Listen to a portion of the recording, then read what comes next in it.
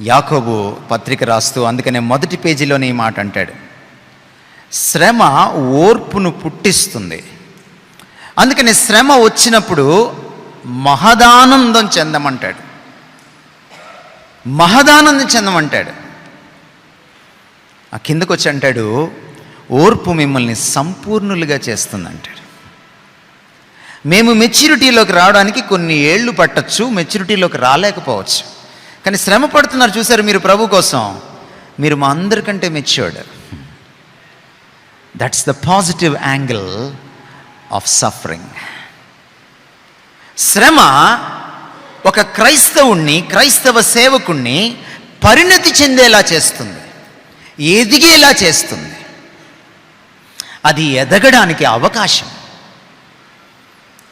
Suffering has got a positive side.